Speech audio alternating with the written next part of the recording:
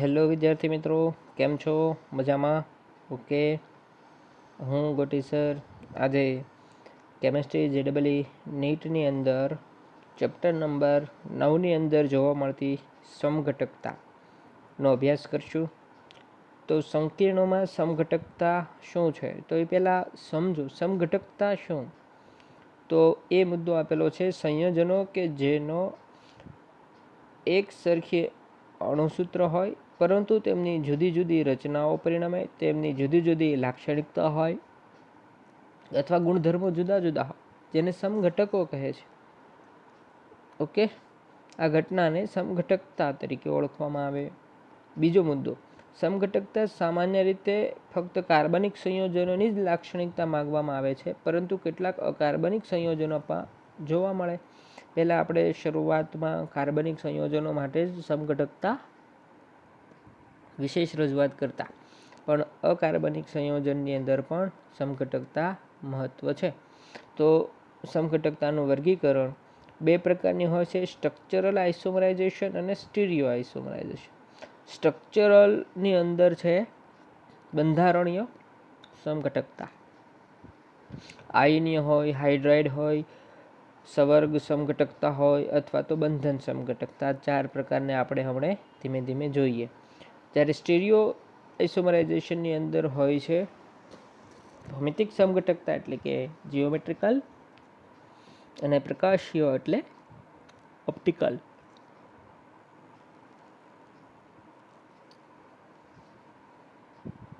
Okay, તો બંધારણીય સમઘટક એટલે શું?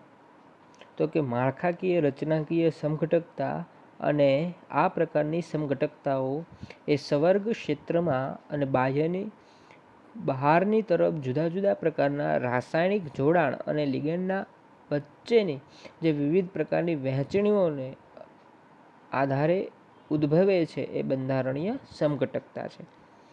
કે કયો લિગેન્ડ જોડાયેલો છે, કેટલી વખત જોડાયેલો છે, કોના દ્વારા સવર્ગ બંધ બન્યો છે, એના આધારે જુદા જુદા પ્રકાર પડે છે. ઓકે, એમાં છે આયોનિક સમઘટકતા. આ પ્રકારના સમઘટકતામાં સવર્ગ ક્ષેત્ર અને આયોનિક ક્ષેત્ર સમૂહ અને આયનોમાં ફેરફાર થાય છે. ખાસ સમજો. ઉદાહરણ છે આપણી આગળ.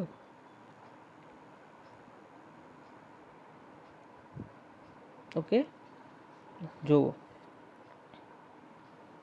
તમે અહીંયા સમજશો કે તમારી આગળ આયન કોણ છે એ મહત્વનું છે. ઓકે, ખાસ સમજો. જો પહેલા ઉદાહરણની અંદર SO4 છે એ આયનીય બને. એટલે આગળ જ્યારે આપણે ચેપ્ટરની શરૂઆત કરી ત્યારે ખબર હતી કે જે સંયોજન છે એને તમે પાણીમાં દ્રાવ્ય કરો તો એક સંકીર્ણ છૂટું પડે અને એક આયન છૂટું પડે. તો અણુસૂત્ર બંનેનું સરખું છે. તમે જુઓ, પહેલા અને બીજાનું અણુસૂત્ર સરખું છે કે આમાં પણ કોબાલ્ટ છે, આમાં પણ કોબાલ્ટ છે, આમાં પણ એમોનિયા છે, નીચે પણ એમોનિયા છે. ઓકે, અહીંયા સલ્ફેટ છે તો અહીંયા પણ સલ્ફેટ છે, અહીંયા બ્રોમિન છે તો અહીંયા પણ બ્રોમિન છે. પણ મિત્ર સમજો કે અહીંયા સલ્ફેટ જે છે એ આયનીય છે, બહારની બાજુ છે. હવે સલ્ફેટ અંદર જતો રહે સંકીર્ણમાં અને અહીંયા બ્રોમિન આયન છે. એટલા માટે આ સંકીર્ણ બે સંયોજનો છે એને આયનીય સમઘટકો કહેવાય.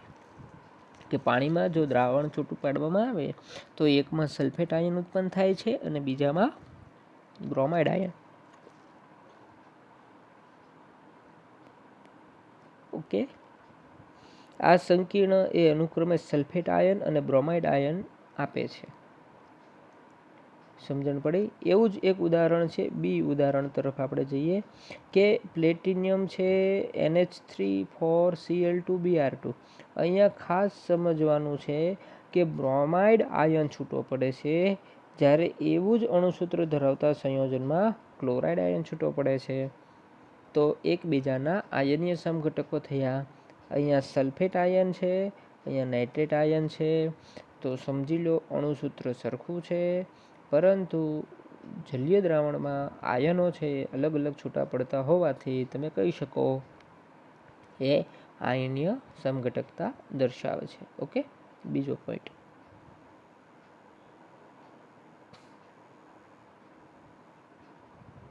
હાઇડ્રેટ સમઘટકતા શું છે એ માટે આપણે સમજીએ.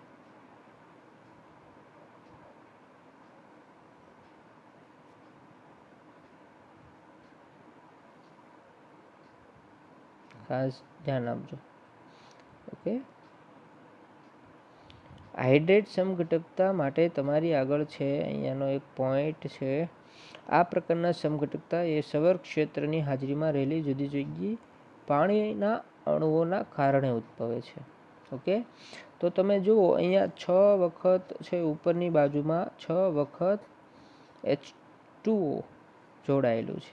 ઓકે, તો તમે આ વસ્તુ જોઈ શકો છો કે 6 વખત અહીંયા H2O છે, જ્યારે અહીંયા એક પણ વખત H2O નથી.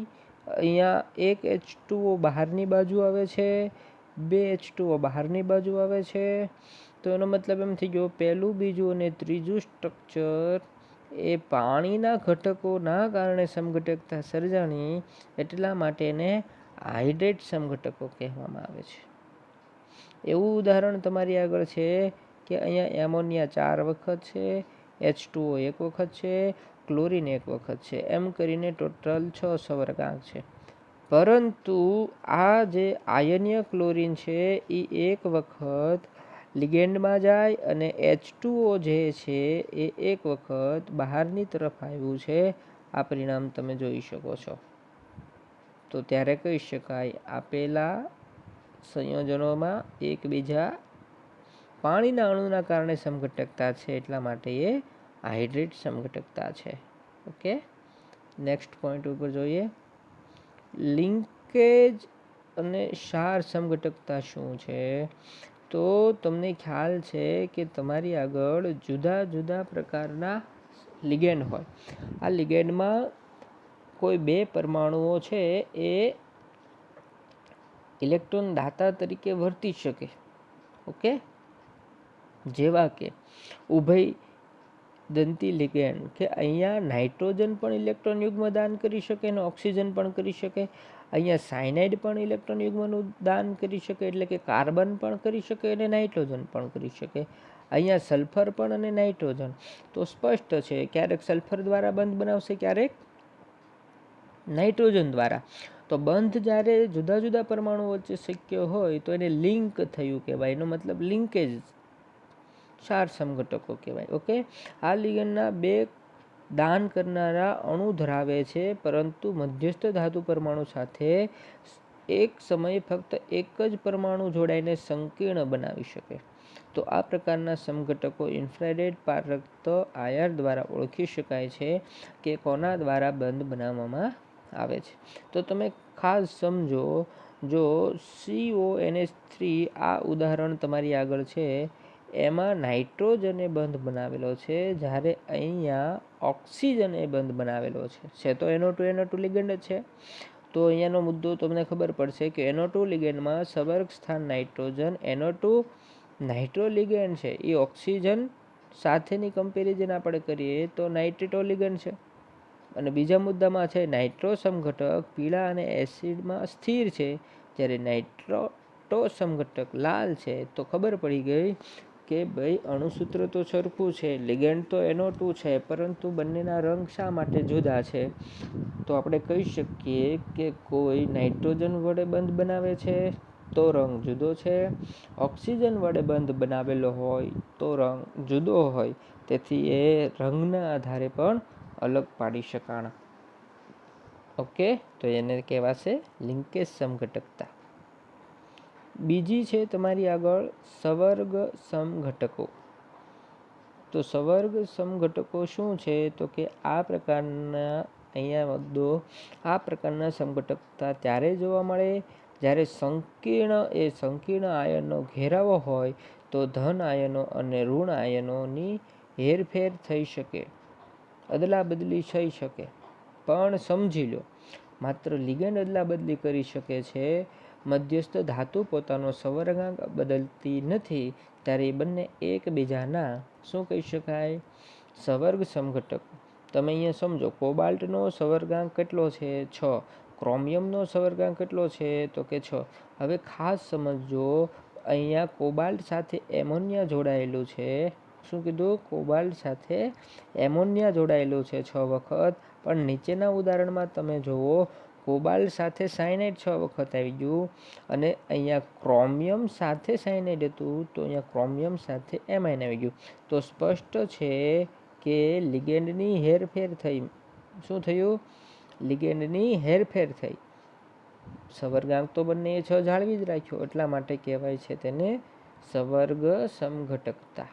ઓકે, એવી જ રીતે તમે સમજો કે કોબાલ્ટ પાસે રહેલું એમોનિયા ક્રોમિયમ સાથે અને ક્રોમિયમ સાથે રહેલો ઓક્ઝેલેટ એ કોબાલ્ટ પર ટ્રાન્સફર થાય અને પોતાનો સવર્ગાંક જાળવી રાખે તો તેને સવર્ગ સમઘટકો કહે છે. એટલે એક જ શબ્દમાં લિગેન્ડની હેરફેર થઈ શકે તો તેને સવર્ગ સમઘટકો કહે છે. ઓકે, તો આ થઈ તમારી આગળ બંધારણીય સવર્ગ સમઘટકો કે કઈ રીતે એનું બંધારણ નિર્માણ પામ્યું. ઓકે, હવે પછી આપણે જોઈએ અવકાશ સમઘટકતા. તો તેઓ એક સમાન અણુસૂત્ર હોય છે, સમાન બંધારણ ધરાવે છે. અવકાશમાં ધાતુ આયનની ફરતે લિગેન્ડનું પરિભ્રમણના આધારે અલગ પડે છે. તો 2 પ્રકારની અવકાશીય સમઘટકતા હોય છે. એમાં એક કીધું છે ભૌમિતિક અને બીજું કીધું છે પ્રકાશીય સમઘટકતા. ઓકે, તો આગળ એક એકનો અભ્યાસ આપણે કરતા જઈએ. એમાં સૌથી પહેલી વસ્તુ છે કે ભૌમિતિક સમઘટકતા. શું બોલાશે? ભૌમિતિક સમઘટકતા. અને ભૌમિતિક સમઘટકતા માટે શું સંભાવ્ય શક્યતાઓ છે એને આપણે અહીંયા જોઈએ. તો સૌથી પહેલી વસ્તુ છે કે મધ્યસ્થ ધાતુ આયનની ફરતે લિગેન્ડ જુદા જુદા સ્થાને ગોઠવાય. ઓકે, જો ધાતુ આયન 2 સમાન લિગેન્ડ એક જ બાજુ જોડાયેલા હોય તો સિસ. એટલે એક બાજુ જો હોય 2 સરખા સમૂહ તો સિસ. જો 2 સમાન લિગેન્ડ ધાતુ આયન એકબીજાથી વિરુદ્ધ દિશામાં જોડાયેલા હોય તો એને ટ્રાન્સ. આ ભૌમિતિક સમઘટકોના ભૌમિતિક તેમજ રાસાયણિક ગુણધર્મો જુદા હોય, કારણ કે સિસના ગુણધર્મો જુદા હશે, ટ્રાન્સના ગુણધર્મો જુદા હશે. નેક્સ્ટ, ભૌમિતિક સમઘટકતા 4 અને 6 સવર્ગ સંયોજકતામાં મહત્વનું છે. એટલે આપણે Ml4 અને Ml6 વચ્ચેનો અભ્યાસ કરવાનો છે. 4 સવર્ગાંકવાળા સંકીર્ણ કે જે સમચતુષ્ફલકીય છે તે સિસ ટ્રાન્સ સમઘટકતા દર્શાવતા નથી. ખાસ જોજો, સમચતુષ્ફલકમાં કોઈ સમઘટકતા જોવા મળતી નથી. ઓકે, પરંતુ જો સમતલ્ય સમચોરસ હોય તો એમાં સિસ અથવા ટ્રાન્સ સમઘટકતા જોવા મળી શકે છે. આ મુદ્દો ખાસ આઈએમપી બનો કે જેનું સંકરણ sp3 હોય, જે સમચતુષ્ફલકીય આકાર ધરાવે, એમાં સિસ કે ટ્રાન્સ સમઘટકતા જોવા મળતી નથી. પરંતુ જેનું સંકરણ dsp2 હોય, સમતલ્ય સમચોરસ હોય, એમાં સમઘટકતા જોવા મળે છે. ઓકે, તો એવા સમઘટકતાના આધારે જુદા જુદા પ્રકાર પાડી શકાય છે. અહીંયા આપેલું છે Ma2, Ma2bc, MaBcD, Mab2 અથવા MaBcD. આ પ્રકારની સમઘટકતા હોય. તો આપણે એક એકને જોતા જઈએ. ખાસ સમજજો. અહીંયા આપે છે Ma2b2. એનો મતલબ 2 સરખા A સમૂહ લિગેન્ડ છે, 2 સરખા B સમૂહ લિગેન્ડ છે. પરંતુ જો બંને A એક જ બાજુમાં હોય, B એક જ બાજુમાં હોય તો સિસ. પરંતુ જ્યારે B સામસામે થાય અને 2 સરખા ગ્રુપ સામસામે થાય ત્યારે એને કહી શકાય છે ટ્રાન્સ. ઓકે, તો આ ટ્રાન્સ સમઘટકતા. નેક્સ્ટ, Ma2bc માં પણ 2 સરખા સમૂહો જ્યારે એક બાજુ છે તો કહી શકાય સિસ, અને જ્યારે સામસામે છે તો કહી શકાય ટ્રાન્સ. ઓકે, એના એક્ઝામ્પલ તમે જોવો તો 2 NH3 એક બાજુ છે તો એને કીધું છે સિસ, પરંતુ જો NH3 સામસામે છે તો એને કીધું છે ટ્રાન્સ. ઓકે, એવી જ રીતે તમે અહીંયા ફરી એક વખત અભ્યાસ કરી શકો છો કે અહીંયા સમજો કે 2 એમોનિયા બાજુ બાજુમાં છે તો સિસ અને 2 એમોનિયા સામસામે છે તો ટ્રાન્સ. અને જો સંકીર્ણનું સામાન્ય MABCD હોય તો 3 સમઘટકો શક્ય છે. ખાસ યાદ રાખજો, કેટલા? 3. આમાં દેખાય છે સરખું, પણ તમે સમજો, અહીંયા જો B છે તો અહીંયા D છે ને અહીંયા C છે, અને રોટેટ કરવાનું છે. આવી રીતે રોટેટ કરતા જાઓ ને તો આ સમઘટકતા પ્રાપ્ત થશે. ઓકે, તો ખાલી અહીંયાથી યાદ રાખી શકાય છે શું? 3 સમઘટકો માલુમ પડે. જો તમારી આગળ ખાસ સમજો કે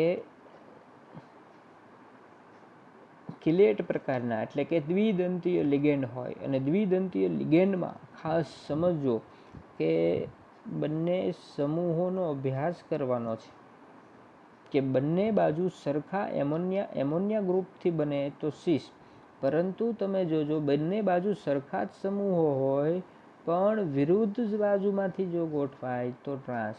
ખાસ આની બંનેની ગોઠવણીનો અભ્યાસ કરો તો જ ખબર પડશે કે કોણ સીસ છે અને કોણ ટ્રાન્સ છે. ઓકે, એવી રીતે તમે અહીંયા કહી શકો કે ભૌમિતિક સમઘટકતાનો જેનો સવર્ગાંક 6 હોય તો એમાં પણ તમે કહી શકો, જો તમે સામસામે ગોઠવેલા છે ઉપર અને નીચે, અષ્ટફલકીય રચનામાં શું હોય? 4 સમતલમાં હોય, એક ઉપર હોય ને એક નીચે હોય. તો ઉપર અને નીચે જ્યારે ગોઠવાય છે બે સરખા સમૂહ તો ટ્રાન્સ.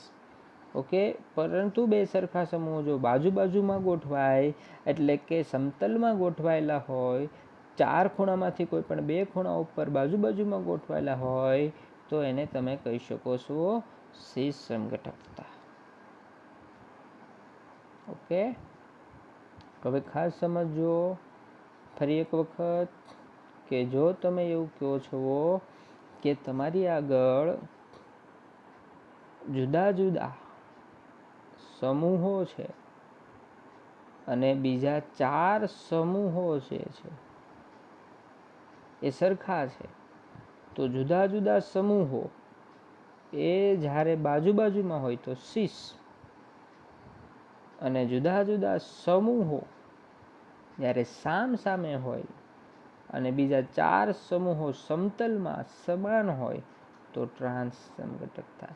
આનું ઉદાહરણ સમજવું બહુ સ્પષ્ટ છે, એમને નહીં ખબર પડે મિત્રો. અહીંયા શું આપ્યું છે? ક્લોરીન અને કાર્બોનેટ, એ બે આમ જુદા કહેવાના ને એમોનિયાથી, તો એ બાજુમાં જ્યારે જુદા જોડાય તો સીસ, પણ એ બંને જ્યારે સામસામે આવે તો ટ્રાન્સ, ઉપર નીચે આવે તો ટ્રાન્સ. ઓકે, એવી જ રીતે અહીંયા છે ફેશિયલ અને મેરિડિયનલ. ફેશિયલનો મતલબ શું થઈ જાય કે 3 સરખા સમૂહો, એમાંથી 2 સમતલમાં ચોરસમાં 2 ખૂણા પર અને એક ઉપર હોય તો શું કહેવાય? ફેશિયલ. પરંતુ જ્યારે 3 સરખા સમૂહો સમતલમાં ગોઠવાય ત્યારે કહેવાય મેરિડિયનલ. તો તમે સમજો, ઉપર અને નીચે જ્યારે 2 અને 1 ખૂણા ઉપર આમ જુદી ગોઠવણી બને ત્યારે કહેવાય મેરિડિયનલ સમઘટકતા. ઓકે, તો ખાસ ઓળખો, સમજો, MCQમાં પૂછાઈ શકે છે આવા પ્રશ્નો. તો આ થઈ ગયું ફેશિયલ અને મેરિડિયનલ સમઘટકતા. એના માટે અહીંયા કોષ્ટક છે, આ કોષ્ટક ખાસ તમે યાદ રાખો. IMP કોષ્ટક છે કે કોણ ક્યારે કઈ પ્રકારની સમઘટકતાઓ દર્શાવી શકે છે. ઓકે,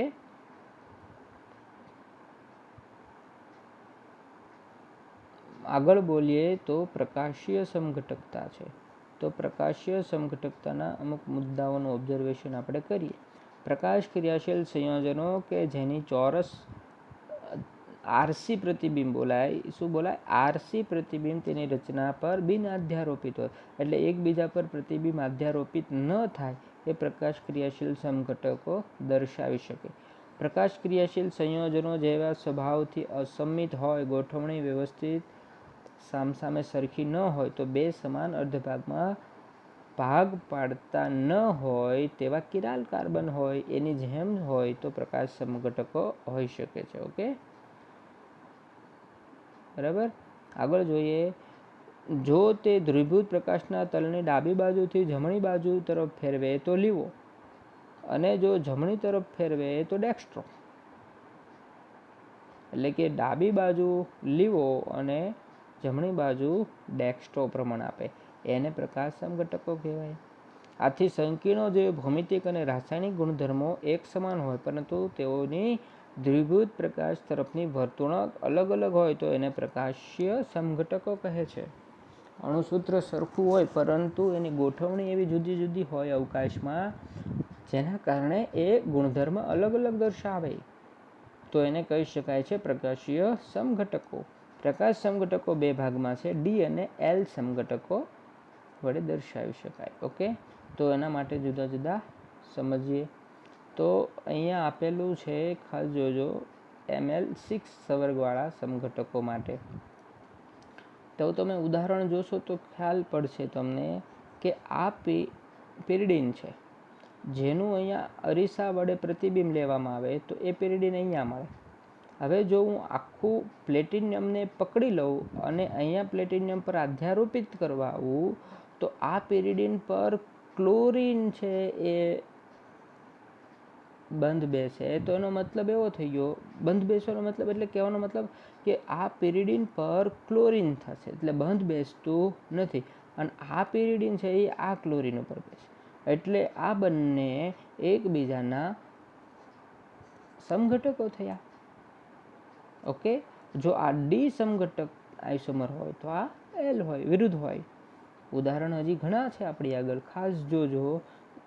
સમજવાનું શું છે એ મહત્વનું છે અહીંયા, કે આ આખું એક સ્ટ્રક્ચર છે. ઓકે, એનું અહીંયાથી પ્રતિબિંબ લેવામાં આવે તો NO2 સમૂહ છે એ આ બાજુ દેખાય. હવે હું પ્લેટિનિયમને પકડું અને પ્લેટિનિયમને આના પ્લેટિનિયમ પર મૂકવાનો ટ્રાય કરું તો ખાસ સમજો, આ NO2 પર આ પિરિડીન અધ્યારોપિત થાય અને આ NO2 આ પિરિડીન ઉપર અધ્યારોપિત થાય, તો બંધ બેસે નહીં. એટલા માટે એકબીજાના સમઘટકો કહેવાય. જો આ ડી રોટેશન આપતું હોય તો આ એલ રોટેશન આપશે. એવી જ રીતે તમે અહીંયા ખાસ સમજો કે તમારી આગળ શું છે, તો કે કોબાલ્ટ છે અને કોબાલ્ટની આ બાજુ જોડાયેલું છે ઇથિલિન ડાયામાઇન. હવે જ્યારે એનું પ્રતિબિંબ લેવામાં આવે તો આ ઇથિલિન ડાયામાઇનનું પ્રતિબિંબ આ છે, અને હવે કોબાલ્ટને પકડીને આ કોબાલ્ટ પર અધ્યારોપિત કરવામાં આવે તો ખાસ સમજો, જ્યારે કોબાલ્ટને પકડીને આ કોબાલ્ટ પર અધ્યારોપિત કરવામાં આવે ત્યારે આ ઇથિલિન ડાયએમાઇન અહીંયા પ્રતિબિંબ, તો એનો મતલબ એકબીજા પર અધ્યારોપિત થતા નથી. સમજણ પડી આખી વાતમાં? ઓકે, અને આ સાઈડ છે એ અહીંયા જોવા મળે, જેથી કરીને બંને એકબીજાના સમઘટકો કહે છે. તો આવા વિવિધ પ્રકારના ઉદાહરણો તમારી આગળ છે, તમે એને સમજી શકો છો. હું માત્ર એક એક પોઈન્ટથી બતાવું કે આ કોબાલ્ટ પર અહીંયા ક્લોરીન છે, એનું પ્રતિબિંબ લીધું તો આ કોબાલ્ટ પર ક્લોરીન અહીંયા દેખાણો. જો હું કોબાલ્ટને પકડીને અહીંયા આના પર અધ્યારોપિત કરું તો ખાસ જોજો કે આ ક્લોરીન જે છે એ આ છેડા પર આવે. સમજાણું આખી વાતમાં? અને આ ક્લોરીન પર આ ઇથિલિન ડાયમાઇન બંધ બેસે, એટલે બંધ બેસવાનો મતલબ એના પર આવે, ક્લોરીન પર EN આવે, એટલે બંધ બેસતું નથી એમ કહી શકાય. સમજાણું? ક્લોરીન ઉપર જો ક્લોરીન આવતો હોત તો બંધ બેસી ગયું એવું કહી શકાય. એટલે અહીંયા ડી સમઘટકતા હોય તો આ એકબીજાના પ્રકાશીય સમઘટકતામાં એલ છે. ઓકે, એવી રીતે અહીંયા બીજું એક ઉદાહરણ આપેલું છે, એ પણ તમે જોઈ શકો છો. તમારા પેમ્પલેટમાં તમે આને ખાસ પ્રેક્ટિસ કરજો. તો જુદા જુદા સમઘટકોનું અહીંયા લિસ્ટ આપેલું છે, એને તમે ખાસ જોજો. પ્રતિબિંબ અરીસો મૂકવાનો, પછી એનું પ્રતિબિંબ લેવાનું, પછી આને પકડીને આના પર મૂકવાની ટ્રાય કરો તો આ ક્લોરીન અહીંયા માલુમ પડશે. ઓકે, એટલે બંધ બેસતું નથી, એટલા માટે આ ડી હોય તો આ એલ પ્રકાશીય સમઘટકતા દર્શાવશે. ઓકે, તો ખાસ સમજો વિદ્યાર્થી મિત્રો, તમારી આગળ પેમ્પલેટ છે, પેમ્પલેટની અંદર બધી આકૃતિઓ આપેલી છે. તો સમઘટકતા એક મોસ્ટ આઈએમપી પોઈન્ટ છે. આઇસોમરાઇઝેશન જેને બોલી શકાય છે, અકાર્બનિક એટલે કે સવર્ગ સંયોજનોમાં હોય છે. તો ખાસ મિત્રો આ જોવું, જ્યારે પણ તમે પ્રશ્ન પૂછો છો તો એ પહેલાં તમે સમઘટકતાને 1-2 વખત વાંચો, સમજો અને પછી પ્રશ્ન પૂછવાનો પ્રયત્ન કરો. તો તમને પણ હું જે આન્સર સોલ્યુશન આપું એમાં સમજણ પડશે. ઓકે, તો એટલે સુધી રાખીએ. વાંચજો, ટેક કેર, પોતાનું ધ્યાન રાખજો, પરંતુ સમયનો સદુપયોગ કરજો. ઓકે, થેન્ક યુ વિદ્યાર્થી મિત્રો.